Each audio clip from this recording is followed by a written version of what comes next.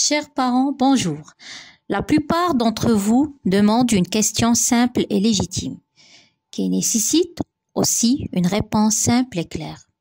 Comment se passe une journée à la maternelle? Le matin, dès l'ouverture de la porte, la journée commence par l'accueil et des petits moments d'échange et d'activités de psychomotricité.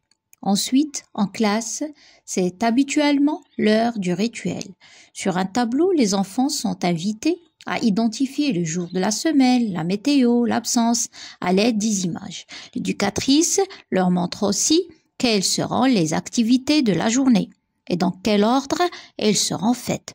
L'objectif est d'aider les élèves à se situer dans le temps et à développer leur vocabulaire et leur confiance en soi. Puis la journée est divisée en périodes. Une place est faite aux jeux libres et d'autres périodes sont réservées à des activités qui demandent plus d'attention, comme le langage oral, le langage écrit et la structuration de la pensée.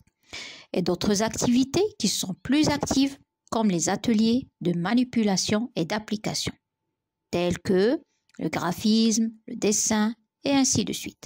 Chaque jour, l'éducatrice observe ces petits et prend des notes sur leur développement, motricité, personnalité, comportement, langage, raisonnement, mathématiques, réflexion. Cela lui permet de les accompagner et de les aider dans leur apprentissage.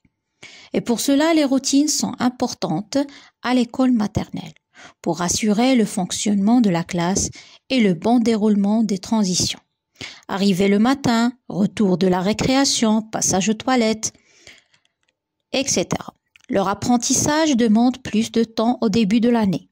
Mais une fois bien apprises, les routines rassurent les élèves et facilitent le travail. Au cours d'une semaine, les enfants passent la majorité de leur temps en classe avec leur éducatrice. À l'occasion, ils vont à la marmotte de l'école pour écouter des histoires afin de développer leur langage et leur imagination. Et les enfants ont aussi droit à des activités sportives et artistiques accompagnées par des professeurs d'éducation physique et d'art plastique.